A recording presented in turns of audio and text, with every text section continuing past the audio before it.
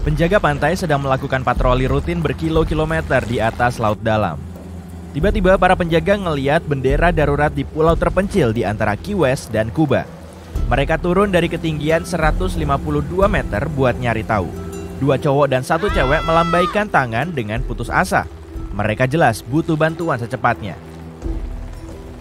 Para awak nggak bisa mendarat karena cuaca buruk, tapi mereka menurunkan makanan, air, dan radio buat nyari tahu kenapa mereka ada di sana. Ternyata orang-orang itu udah terdampar di Bahama selama 33 hari. Perahu mereka terjebak badai dan terbalik. Mereka cuma bisa berenang ke pulau terdekat. Mereka juga ngasih tahu para awak kalau cewek itu butuh pertolongan secepatnya. Besoknya, kru penyelamat tiba dengan helikopter dan membawa orang-orang yang terdampar ke rumah sakit di Key West. Hal ini menyelamatkan mereka dari masalah kesehatan parah. Semua orang yang terlibat dalam operasi penyelamatan kaget karena para korban selamat itu menangani situasinya dengan baik dan ucapan mereka masih bisa dimengerti. Jadi, mereka 5 minggu di pulau tanpa sumber makanan atau air minum. Kamu mungkin bingung, kok bisa mereka selamat? Mereka cukup pintar minum air kelapa buat mencukupi asupan air dan makan keong. Mereka juga pintar karena membuat bendera biar penyelamat melihatnya. Itu salah satu rahasia bertahan hidup kalau kamu ada di situasi kayak mereka. Bakar kayu lembab atau basah buat menghasilkan asap. Tata suar dalam bentuk segitiga, tumpuk batu besar membentuk SOS atau help. Ini adalah sinyal darurat yang diketahui di seluruh dunia. Kalau kamu pindah tempat, tinggalkan panah dari batu buat nunjukin arah pergi kamu. Buat mastiin penyelamat nggak cuma bisa ngelihat kamu, tapi juga mendengarmu, buat peluit dari buah pinus. Pegang bagian atas buah pinus dengan kedua tangan di antara jempol dan telunjuk. Buat segitiga dengan jempol di dekat bagian atas buah pinus. Dekatkan ke mulut, lalu tiup bagian segitiga di bagian atasnya. Kamu harus latihan dulu biar suaranya nyaring. Aduh, terlalu nyaring. Kalau kamu tersesat, ingat prinsip angka 3 biar tenang dan melakukan hal benar dalam urutan yang tepat. Kamu bisa bertahan 3 menit tanpa udara, 3 jam dalam suhu ekstrim, 3 hari tanpa air, dan 3 minggu tanpa makanan. Jadi, mulai buat tempat berlindung, lalu ambil air. Setelah itu, cari makanan. Kalau kamu lebih beruntung dari orang-orang yang terdampar di Bahama itu dan membawa korek api, buat korek apinya anti air. Oleskan kuteks bening tipis-tipis pada korek api, lalu keringkan. Biar selalu bisa nyalain korek, tempelkan amplas ke tutup kotak plastik dan masukkan koreknya. Kamu lagi berkemas buat mendaki? Pakaian katun gak akan melindungi kamu dari udara dingin di hutan. Kalau baju katun kamu basah karena keringat atau hujan, bakal lama banget dikeringin. Baju basah kehilangan panas 25 kali lebih cepat dari baju kering. Kalau kamu nggak mau kedinginan, pilih bahan polyester, nilon, atau wool. Bawa handuk microfiber yang kering dalam 1 jam. Suara apa tuh? Sebelum lari terbirit-birit, ingat, lebah adalah pertanda bagus. Lebah biasanya nggak terbang lebih dari 6-8 km dari sumber air. Tapi airnya kelihatan kotor banget. Kamu bisa pakai kaos atau ikat kepala sebagai filter air. Masukkan satu ujungnya ke wadah berisi air kotor yang ditaruh di atas wadah kosong buat air bersih. Nah, masukkan ujung satunya lagi ke wadah kosong itu. Air akan menetes melalui kain itu dan jadi bersih. Tapi rebus dulu airnya sebelum diminum ya. Airnya habis? Tenang, ada pohon. Pohon selalu melepaskan air ke udara dan kamu bisa menangkapnya. Temukan pohon lebat berdaun hijau dengan banyak ranting. Pagi-pagi banget, tutup ranting yang paling banyak daunnya dengan kantong plastik. Tambahkan batu kecil ke kantong plastik itu biar sedikit berat. Pada siang hari, air dari daun akan mengembun di kantong plastik. Airnya bakal jernih, jadi nggak perlu difilter lagi. Kalau kamu ngelihat halo di sekeliling matahari, tandanya bakal ada tekanan rendah. Hujan atau salju akan turun 24 atau 36 jam lagi. Kalau halo itu patah, kamu bahkan bisa tahu asal badai itu, tepat dari sisi yang patah. Kayaknya bakal ada badai tuh. Kamu bisa bikin naungan anti air dari kantong sampah biar nggak kehujanan dan kedinginan. Bikin lubang buat wajah kamu lalu pakai. Gunakan 2 kantong biar kakimu juga tetap kering. Kalau dengar guntur, hitung jarak antara guntur dan kilat. Kalau kurang dari 30 detik, buruan sembunyi karena badainya udah terlalu dekat. Kalau nggak bisa, jauh-jauh dari pohon tinggi yang letaknya terpisah. Kalau kamu bareng teman-teman, berpisah biar mengurangi risiko tersambar petir ya. Kamu juga bisa bikin naungan berbentuk A dari kantong sampah.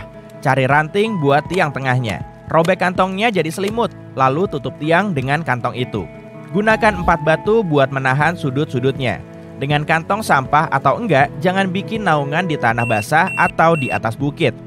Angin malam di sana bisa kencang banget dan enggak akan ada pohon yang menahan naungan biar enggak terbang.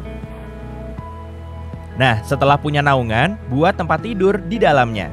Pakai daun kering atau rumput. Tumpuk di bawah baju atau selimut buat ngasih lapisan insulasi. Tips ini bisa dipakai pas musim dingin atau musim panas. Soalnya panas tubuh yang dikeluarkan bisa lebih besar dari yang dihasilkan. Kamu nggak bawa tali? Bikin aja sendiri dari tumbuhan. Cari rumput panjang, lebih bagus lagi yang udah kering. Terus kepang dan pilin rumput itu. Kamu juga bisa pakai kulit pohon atau ranting yang udah jatuh. Sebelum menjelajahi hutan, terutama hutan dengan semak belukar, pastikan tali sepatu kamu nggak nyangkut di ranting. Pakai lakban buat nempelin ujung talinya ke pergelangan kaki atas. Selesai deh, kamu nggak akan jatuh gara-gara tali sepatu. Waktu kamu menyiapkan petualangan kamu harus tahu seenggaknya 1 simpul dasar. Percaya deh, ini ngebantu banget.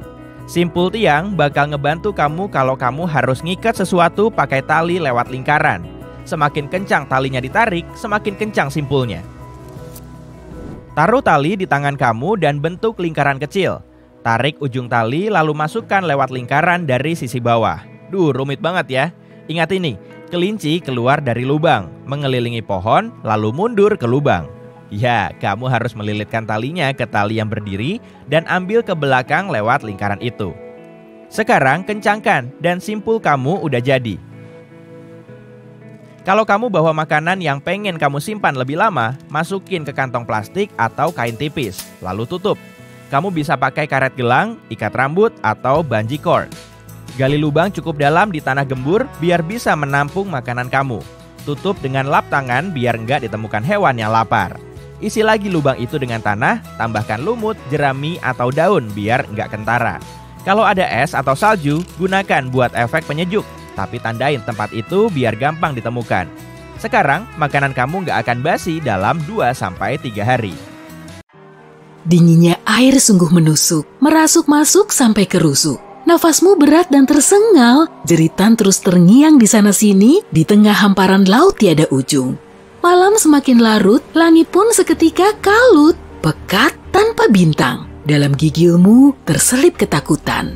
Kapal yang kamu naiki mulai karam ke dasar laut. Kebanyakan orang yang pernah mengalami insiden seperti ini akan trauma seumur hidupnya.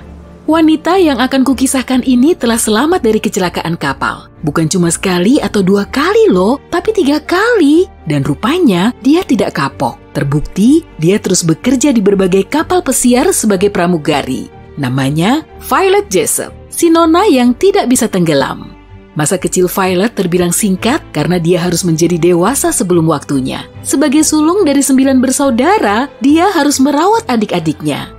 Hidup terasa pahit saat dia mulai sakit. Bahkan dokter pun memvonisnya tak akan selamat. Tapi dia bertahan. Saat masih belia, dia pindah ke Inggris bersama sang ibu, merawat adik-adiknya, dan mengenyam pendidikan di sekolah biara. Ibunya bekerja sebagai pramugari kapal, dan saat dia jatuh sakit, Violet muda mengikuti jejaknya. Tapi karena masih belia dan berparas cantik, Violet selalu saja ditolak. Nanti bisa-bisa mengganggu para penumpang dan awak kapal. Violet tidak menyerah begitu saja. Dia mengikuti wawancara dengan pakaian lusuh dan rambut acak-acakan. Yang terpenting, dia mau bekerja keras di kapal. Dan akhirnya, dia diterima. 2 tahun pertama berlalu tanpa kendala. Tapi kemudian, mulai terjadi serentetan kemujuran. Atau kesialan. Ya, tergantung cara pandangmu sajalah. Pada tahun 1910, Violet diterima kerja di kapal paling mewah di zamannya. Royal Mail Ship Olympic. Kapal ini berlayar mengarungi Samudra Atlantik dari Inggris menuju Amerika. Para teknisinya tidak begitu mengutamakan kecepatan kapal, tapi lebih mementingkan kenyamanan. Sebagai upah kerjanya, Violet cuma dibayar sebesar 2 pon per bulan. Kalau sekarang, kira-kira setara dengan 3,8 juta rupiah. Dia tak gentar meski harus bekerja keras dari pagi hingga malam karena dia memang mencintai pekerjaannya itu. Dia suka berinteraksi dengan banyak orang. Dia juga suka menikmati pemandangan Samudra Atlantik. Pada tanggal 20 September 1911, Violet bekerja di Geladak seperti biasa. Lautnya tenang, cuacanya juga cerah, semuanya terlihat normal.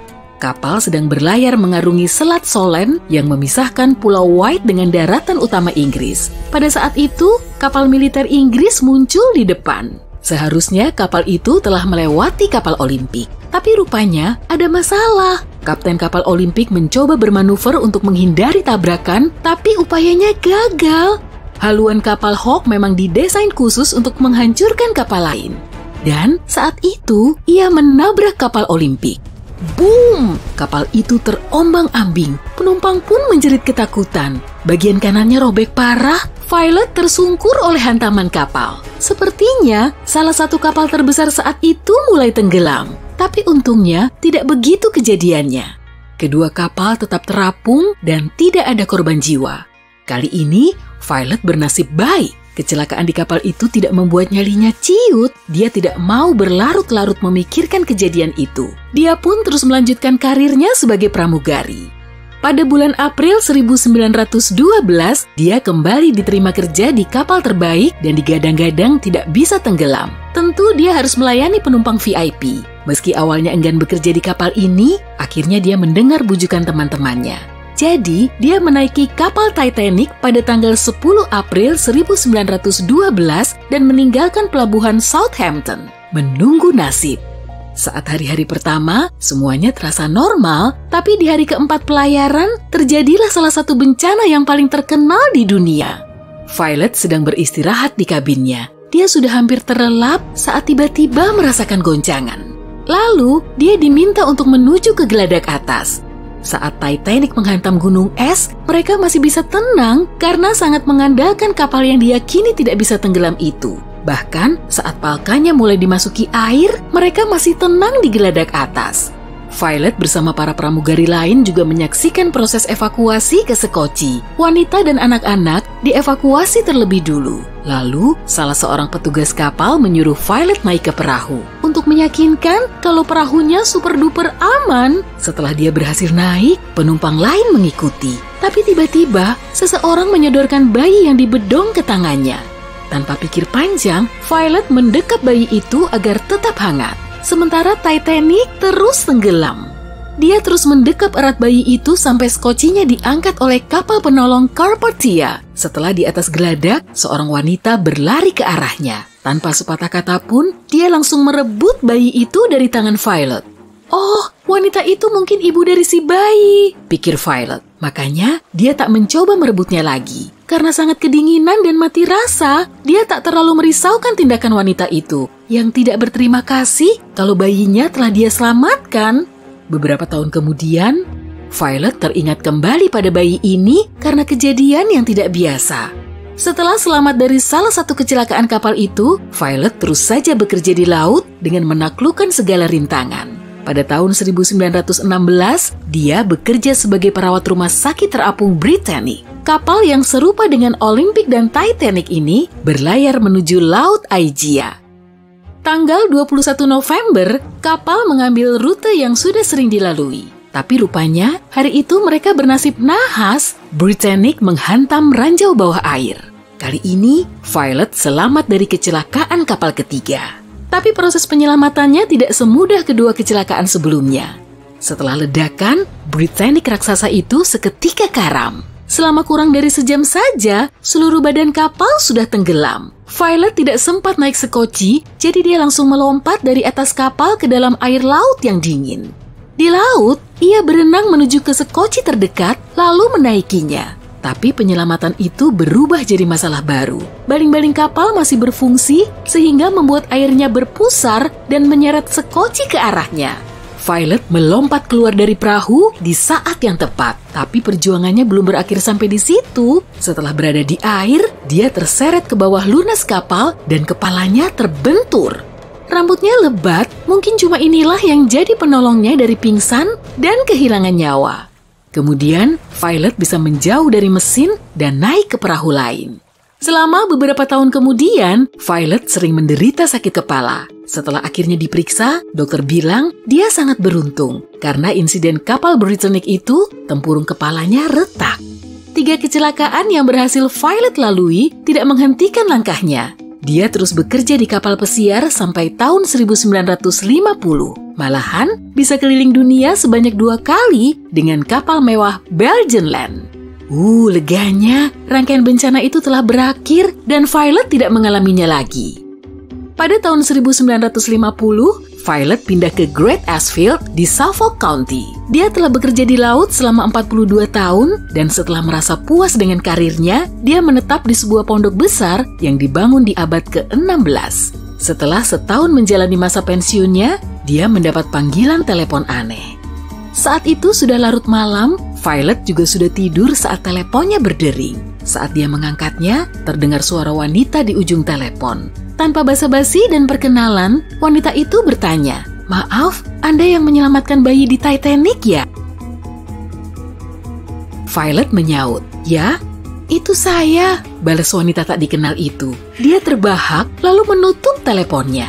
Violet menceritakan telepon aneh ini ke temannya. Dia cuma menanggapi, paling itu cuma anak-anak iseng. Tapi sebelumnya, Violet belum pernah menceritakan kejadian soal bayi itu kepada siapapun. Menurut catatan lama, di kapal itu, bayi yang bersama Violet, laki-laki. Tapi catatan yang sama juga menyebutkan kalau bayi itu telah diselamatkan oleh penumpang lain. Sampai sekarang, masih belum diketahui identitas bayi yang diselamatkan oleh Violet itu. Karena telah selamat dari 3 kecelakaan kapal, dia layak mendapat julukan sebagai nona yang tidak bisa tenggelam.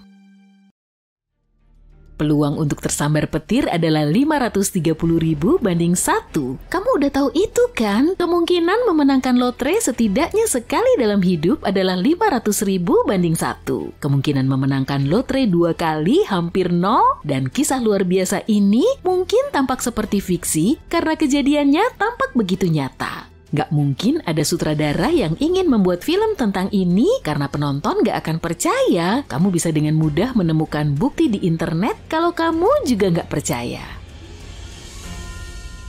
Jadi kita berada di Australia pada 1998. Perkenalkan, Bill Morgan. Dia tinggal di pinggiran kota di sebuah taman trailer. Bill bekerja sebagai supir truk, jadi dia mulai mengemudi dan pergi bekerja.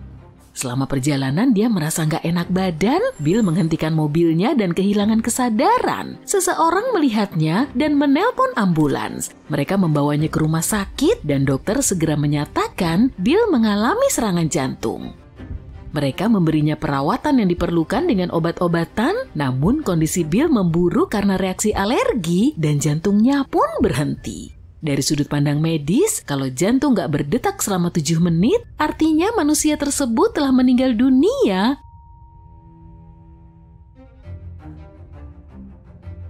Jantung Bill sudah berhenti sekitar 14 menit. Sepertinya udah gak ada kesempatan. Tapi dokter terus berjuang, kemudian keajaiban pun terjadi. Bill hidup kembali. Jantungnya berdetak lagi, tapi otak pasien gak menunjukkan tanda-tanda kehidupan. Bill mengalami koma. Beberapa hari telah berlalu, dokter memahami Bill berisiko akan tetap berada dalam kondisi lumpuh selama sisa hidupnya. Bahkan jika dia sadar kembali, otaknya akan tetap rusak. 12 hari telah berlalu, dokter menawarkan kepada keluarga Bill untuk melepaskan mesin pendukung kehidupan. Tapi mereka menolak dan pada saat yang sulit ini, keluarga bertemu dengan spesialis dari rumah sakit lain. Dia memberitahu mereka tentang perawatan eksperimental yang mungkin bisa membantu. Mereka nggak bisa menjamin Bill akan bertahan hidup, tapi setidaknya mereka bisa mencoba. Keluarga pun menyetujui dan membawa Bill ke rumah sakit lain.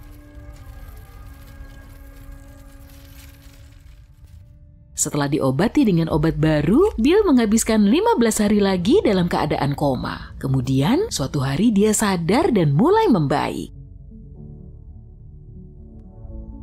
Yang terjadi padanya adalah apa yang disebut para dokter sebagai keajaiban medis. Namun keajaiban yang sesungguhnya sedang menunggu. Dia pun kembali ke taman trailernya di pinggiran kota Melbourne dan terus tinggal di sana bersama pacarnya, Linda. 12 bulan telah berlalu, Bill bekerja lagi sebagai sopir. Dia melamar kekasihnya dan mempersiapkan pernikahan. Dia pun masuk ke dalam truk dan pergi ke kota untuk urusan bisnis. Di tengah perjalanan dia mampir ke sebuah toko dan membeli tiket lotre. Dia mengikis lapisan pelindungnya dan menyadari dia baru saja memenangkan Toyota Corolla yang harganya sekitar $30.000 Australia. Wow! Bill nggak bisa mempercayai matanya. Mengingat Bill punya masalah kesehatan setelah serangan jantung dan nggak bisa bekerja banyak, mobil baru itu adalah hadiah yang luar biasa. Beberapa hari kemudian, saluran TV lokal menghubunginya. Produser ingin membuat liputan tentang Bill. Mereka kagum bukan karena Bill beruntung mendapatkan tiket lotre, tapi karena dia baru saja bangun dari koma. Para reporter pun mendatanginya, melakukan wawancara singkat dan kemudian pergi bersamanya ke kota dengan mobil baru. Sutradara ingin Bill membeli tiket lotre dan mengikisnya di depan kamera, sehingga nanti selama pengeditan gambar ini, penyiar menceritakan kisah Bill. Dia lalu membeli tiket, pergi ke meja dan mengikis lapisan pelindung tiket dengan koin, dan matanya terbelalak. Dia mengambil tiket dan membacanya beberapa kali. Aku baru saja memenangkan $250.000, katanya dengan tidak percaya. Juru kamera mengira Bill bercanda, tapi dia terlihat sangat serius. Ini bukan lelucon, katanya. Dia menunjukkan tiketnya. Iya, emang benar. Bill memenangkan lotre untuk kedua kalinya dan melakukannya di depan kamera.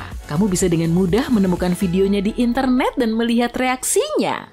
Bill menelpon pacarnya dan memberitahukan kabar gembira ini. Dengan uang ini, dia akhirnya pindah dari trailer dan membeli rumah sungguhan. Hidup menjadi lebih baik, Bill punya rumah, mobil, dan istri yang cantik. Dia kemudian secara rutin membeli tiket lotre, tapi nggak memenangkan apapun. Setidaknya, itulah yang dia katakan. Ngomong-ngomong, orang yang paling beruntung di planet ini adalah Frano Selak dari Kroasia. Pada suatu hari dia sedang bepergian dengan kereta api, namun ada yang gak beres dan kereta tergelincir. Beberapa gerbong jatuh ke sungai. Frano secara ajaib selamat. Dia mampu berenang ke pantai dan meminta bantuan. Setahun setelah kejadian itu, Frano terbang dengan pesawat. Tepat di angkasa, pintu darurat terlepas dari pesawat. Frano terbang keluar bersama penumpang lain dan menjadi satu-satunya yang selamat. Orang-orang menemukannya tergeletak di tumpukan jerami, lalu mereka membawanya ke rumah sakit. Frano nggak mengalami luka serius dan meninggalkan rumah sakit setelah itu. Beberapa tahun kemudian, pada tahun 1966, pria itu mengalami kecelakaan dalam perjalanan bus. Kendaraan itu keluar dari jalan dan jatuh ke sungai. Frano tetap hidup dan nggak terluka.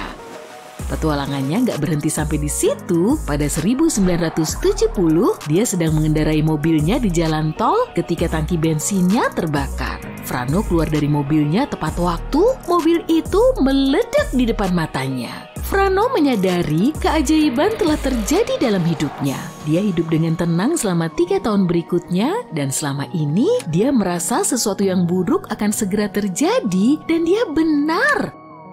Pada 1973, sebuah pompa bahan bakar menumpahkan bensin ke mobil dan tubuhnya di sebuah pom bensin dan terbakar. Frano lagi-lagi selamat dan hampir nggak mengalami cedera. Tapi ada 2 bencana yang lebih parah di depannya. Yang pertama terjadi pada 1995. Kali ini dia nggak sedang mengemudikan mobil atau duduk di dalam pesawat. Dia hanya berjalan kaki. Dia menyeberang jalan dan melihat sebuah bus melaju ke arahnya. Sudah terlambat dan bus itu menabraknya. Untungnya Frano selamat, dia nggak terkejut lagi dan hanya ingin kecelakaan-kecelakaan ini berhenti. Hal terakhir terjadi ketika dia sedang mengendarai mobilnya di pegunungan. Tiba-tiba sebuah truk besar muncul di jalur berlawanan. Truk itu melaju ke arahnya dengan kecepatan tinggi. Frano berhasil melompat keluar dari kendaraan dan tetap hidup. Mobilnya meledak dan dia mengalami goresan dan memar ringan. Sulit untuk percaya pada keberuntungan seperti itu, atau mungkin itu adalah nasib buruk mengingat Frano sudah sering mengalami bencana. Bagaimanapun, banyak orang memutuskan untuk memverifikasi keaslian cerita ini. Ternyata nggak ada yang bisa mengkonfirmasi kecelakaan pesawat dan kereta api, nggak ada laporan tentang insiden-insiden ini. Mungkin Frano menciptakan semua ini atau menambahkan beberapa detail yang fantastis untuk membuat ceritanya lebih sulit dipercaya. Kita nggak akan pernah tahu kebenarannya, tapi satu hal tentang pria ini yang bisa kamu ketahui dengan pasti, setelah semua cobaan ini, Frano benar-benar beruntung. Dia memenangkan hampir $1,5 juta dalam lotre. Dia membeli sebuah rumah mewah, tapi kemudian menjualnya. Setelah semua bencana yang dia alami, dia menyadari uang bukanlah hal yang utama. Dia menikah 5 kali dalam hidupnya, dan setelah menjual rumah tersebut, dia kembali ke rumah sederhana untuk menghabiskan sisa hidupnya bersama istri kelima yang dicintainya. Sementara itu, semua uang yang tersisa dihabiskan untuk operasi pinggul yang rumit dan untuk amal. Wow, bayangkan jika Frano menjadi seorang pengemudi taksi online, apakah kamu mau naik mobil bersamanya?